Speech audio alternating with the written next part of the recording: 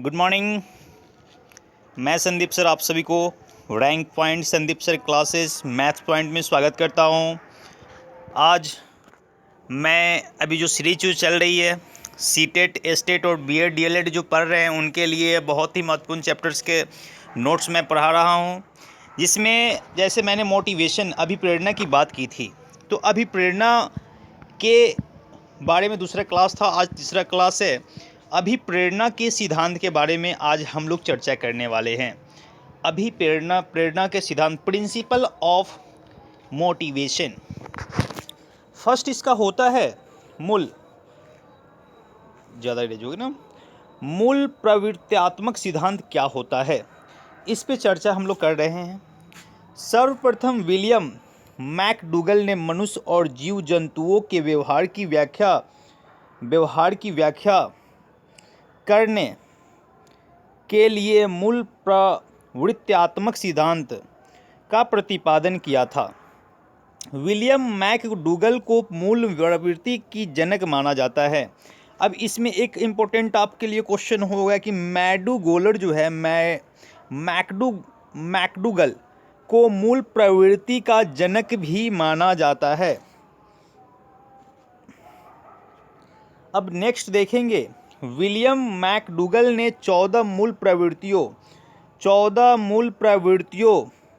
प्रवृत्तियां बताई और प्रत्येक मूल प्रवृत्तियां से जुड़ा हुआ एक संवेग होता है। यहाँ पे एक और क्वेश्चन बन रही है कि प्रत्येक मूल प्रवृत्ति से जुड़ा हुआ एक संवेग होता है।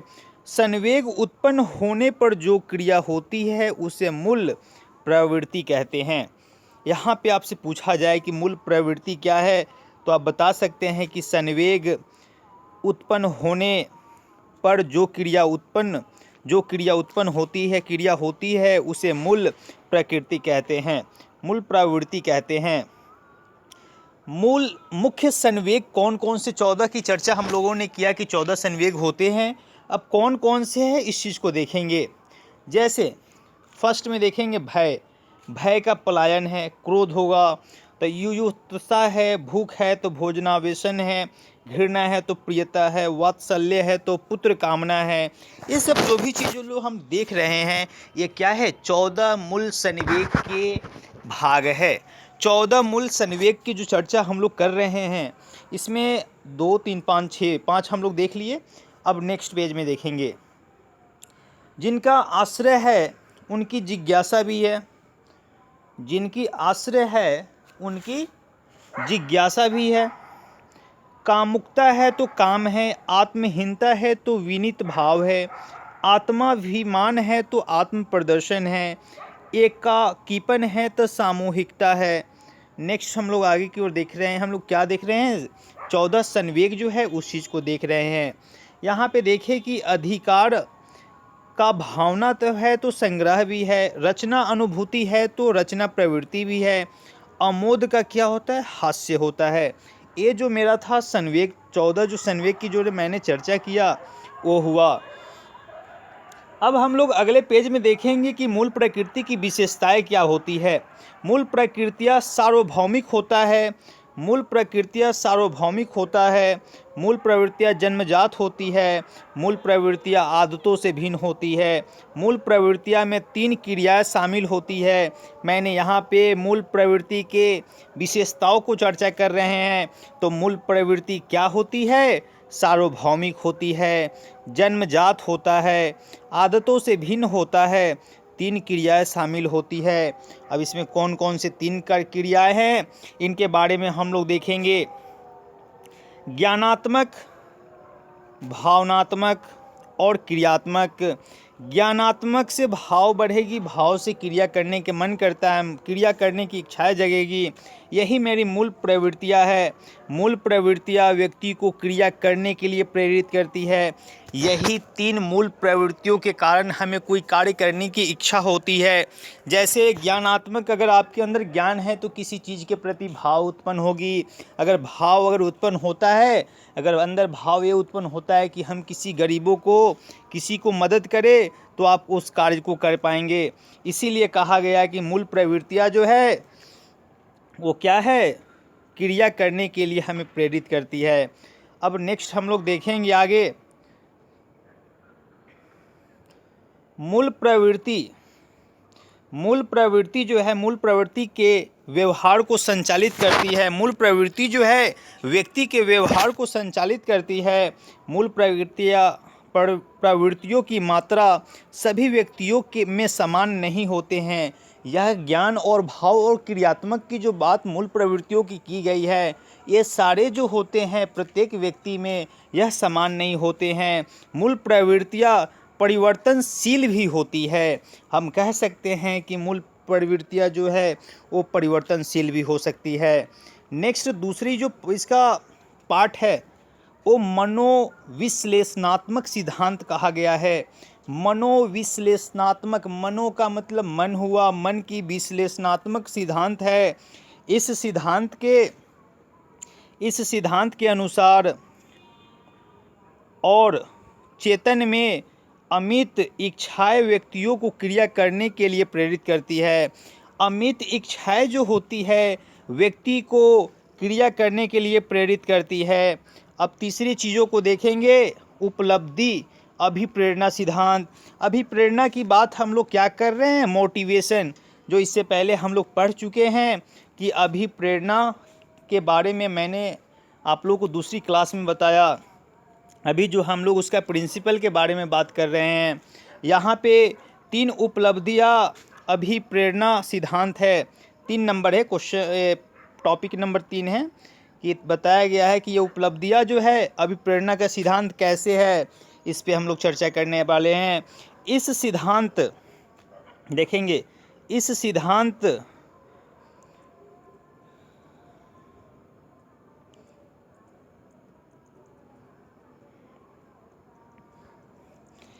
सिद्धांत का प्रतिपादन डेविस मैकलीलैंड के द्वारा किया गया।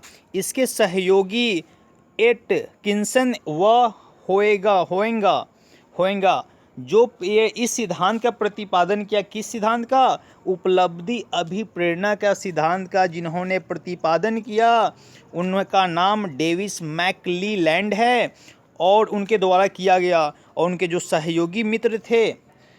सहयोगी मित्र है वो एटकिंसन है और होएंगा है। डेविस मैकलीलैंड हार्वर्ड विश्वविद्यालय के मनोवैज्ञानिक थे। अब जब डेविस की बात आती है कि डेविस ने यह इस सिद्धांत की, किस सिद्धांत की, उपलब्धि अभिप्रेरण के सिद्धांत का अगर प्रतिपादन किया है तो इनके बारे में जानना भी ज़रूरत है। इसमें ज़रूरत क्या है आपको कि यह हार्वर्ड विश्वविद्यालय के मनोवैज्ञानिक रह चुके हैं, वह मनोवैज्ञानिक थे। इस सिद्धांत में श्रेष्ठता से विशेष स्तर को प्राप्त करने की इच्छा को बताया गया है। श्रेष्ठता जो है उससे इसमें बताया, श्रेष्ठता से विशेष स्तर को प्राप्त करने की इच्छा को बताया गया है। इसमें व्यक्ति वहां तक पहुंचने की चाह रखता है जहां तक प्रयास के द्वारा पहुंचा जा सकता है। इस सिद्धांत में चाह व्यक्ति को क्रिया करने के लिए प्रेरित करती है। उसमें हम लोगों ने देखा कि संवेग के बारे में बात किया, ज्ञानात्मक, क्रियात्मक और भावनात्मक जो है, जो हमें कार्य करने के लिए प्रेरित करती है।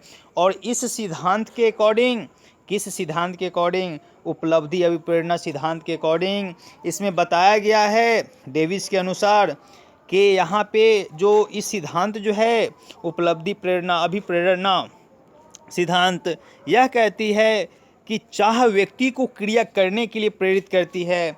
आप इस बात को समझ सकते हैं कि अगर चाह आपकी होती है कि कुछ नए चीज़ों को पाए तो उसके लिए उतना आपको मेहनत करनी पड़ती है। तो इसका सीधी सी अर्थ निकलती है कि आप की चाह जो है जितनी बढ़ती है उस अनुसार आपको काम करना पड़ता है।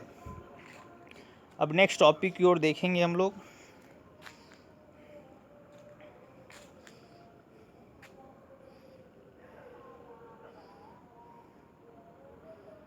चार नंबर में क्या है, आवश्यकता पदानुक्रमिक सिद्धांत।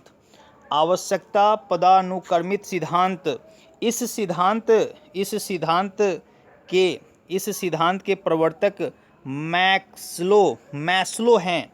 अब आपसे मैस्लो सभी को जो सिद्धांत जिन लोगों ने दिया है उनके बारे में हमें जानना बहुत ज़रूरी है। जैसे आवश्यकता पदानुक्रमिक सिद्धांत किसने दिया? मैस्लो ने दिया। उपलब्धि, इससे पहले हम लोगों ने जो देखा कि उपलब्धि अभिप्रेरणा सिद्धांत जो किसने दिया? डेविस के द्वारा दिया गया। मैस्लो के अनुसार 5 आवश्यकताएं व्यक्ति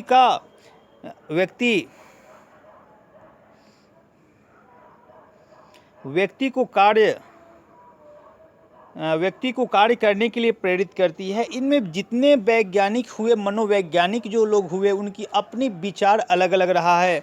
जैसे डेविस के अनुसार 3 बातों की बात की गई, उससे पहले 2 बातों की बात की गई। जैसे ज्ञानात्मक 3 बातों की गई थी, ज्ञानात्मक, क्रियात्मक और भावनात्मक। अभी मैस्लो द्वारा क्या कहा गया आवश्यकता पदानुक्रमिक सिद्धांत के द्वारा कि मैस्लो के अनुसार आवश्यकताएं जो है व्यक्ति को कार्य करने के लिए प्रेरित करती है। 5 आवश्यकताएं। अब देखेंगे कि 5 आवश्यकताएं कौन कौन से हैं। पहला है दैहिक आवश्यकताएं, सुरक्षा की आवश्यकताएं, स्नेह की आवश्यकताएं, सम्मान की आवश्यकताएं, आत्मानुभूति की आवश्यकताएं। ये 5 मैस्लो द्वारा दिया गया आवश्यकताएं हैं जिसके अनुसार लोग कार्य करते हैं। अगला टॉपिक देखेंगे संतुलन स्थैर्य सिद्धांत। इस सिद्धांत को लोकप्रिय बनाने का श्रेय जैकलिन होकर व एप्पल को जाता है। यह सिद्धांत और असंतुलन की स्थिति में भी संतुलन बनाए रखने के लिए प्रेरित करता है। जिस समय असंतुलन हम होते हैं उस समय इस सिद्धांत के माध्यम से बताया जाता है कि आप संतुलन बनाए रख सकते हैं, खुद को संतुलन खुद में बनाए रख सकते हैं। छठा जो सिद्धांत है इसको बताया गया है कि जो ये 6 नंबर है टॉपिक, सक्रियता सिद्धांत। यह व्यवहार की दक्षता पर बल देता है, इसलिए मांसपेशियों को सक्रिय बनाने के लिए प्रेरित करता है।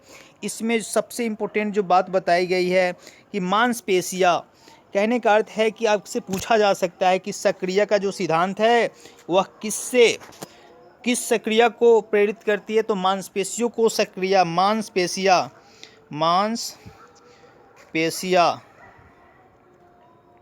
मांसपेशियाँ। अब जो नेक्स्ट जो हम देखेंगे, अब इसकी कुछ तरीका विधियाँ है, अभिप्रेरित करने की तरीका और विधियाँ। अब किसी को अभिप्रेरित आप कैसे कर सकते हैं? जैसे मैंने दूसरी क्लास में अभिप्रेरणा की बात बताया कि मोटिवेटर जो सोनू शर्मा हैं, संदीप माहेश्वर, ये बहुत सारे मोटिवेटर हमारे इंडियन और फॉरेन हैं। उन लोगों के क्या तरीके होते हैं, क्या विधियाँ होता है जिसके अनुसार हमें और लोगों को लोग मोटिवेट करते हैं, हम किसी दूसरे को मोटिवेट करते हैं। मोटिवेट का अर्थ ये नहीं हुआ कि जो इंटरनेशनल लेवल पे मोटिवेटर है उन लोगों के कार्य किया गया होता है। जैसे आप अपने मम्मी को, अपने पापा को किसी चीज़ के लिए कर रहे हैं, जैसे आपको कुछ पैसे की आवश्यकता है, तो आप किस तरह अपने पेरेंट्स को मोटिवेट करेंगे कि जो आपकी रिक्वायरमेंट्स है वो पूरा हो जाएगी। सबसे पहला जो मोटिवेटर जो होती है उसकी विधियाँ जो है असफलता का भय दिखाकर। जैसे इसमें बहुत पॉइंट की बातें हैं, इसे ध्यान से देंगे।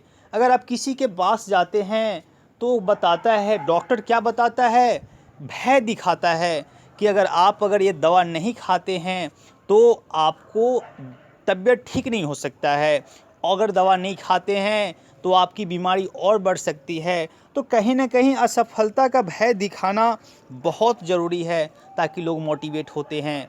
मोटिवेशनल जब बात की जाती है उस समय गलत सही जो होती है उसकी कंपैरिजन करके लोगों को बताया जाता है कि ऐसे करने से आपको इतनी सारी परेशानियों को झेलना पड़ेगा। दूसरी चीज़ है प्रशंसा एवं निंदा द्वारा।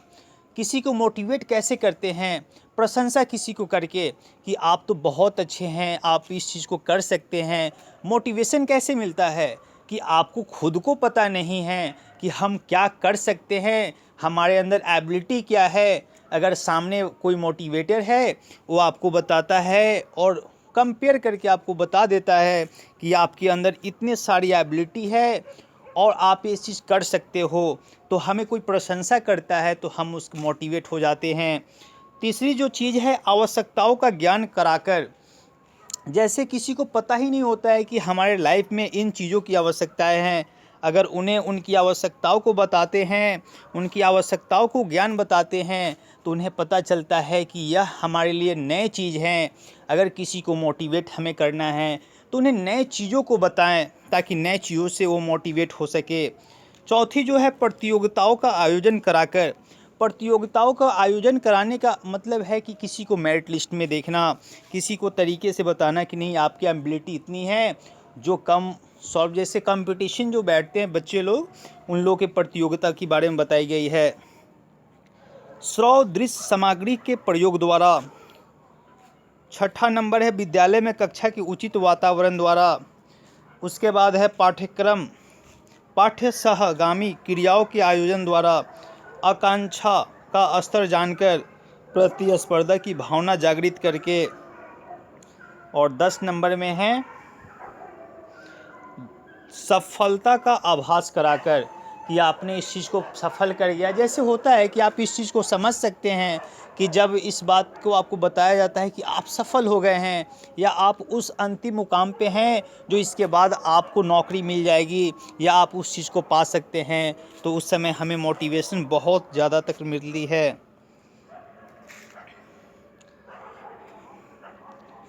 अब एक लास्ट जो है, अधिगम में अभिप्रेरण का क्या महत्व है। मैंने अभी जस्ट ऊपर में क्या पढ़ा कि उसकी क्या विधि है। लास्ट में आपको इस टॉपिक के लास्ट इस नोट्स में बताया गया है कि अधिगम में जो अभिप्रेरणा का महत्व जो है वो क्या है, मोटिवेशन का महत्व क्या है। पहला जो है, व्यवहार को नियंत्रित करने में सहायक होती है, ध्यान केंद्रित करने में सहायक होती है, चरित्र निर्माण में सहायक होती है। आप किसी के मोटिवेशन वीडियो देखते हैं तो 2 मिनट, 10 मिनट, 2 घंटे, 2 दिन के लिए आप इस तरह मोटिवेट हो जाते हैं, लगता है कि आप उस चीज़ को, आप नए जीवन को जी रहे हैं।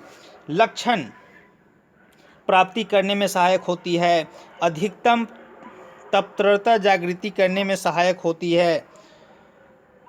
6 में देखेंगे, रुचि जागृत करने में सहायक होती है, मानसिक क्रियाओं के विकास में सहायक होती है, अनुशंसा स्थापित करने में सहायक होती है, आत्मा नियंत्रण में सहायक होती है, अधिकतम गुणवत्ता बढ़ाने में सहायक होती है।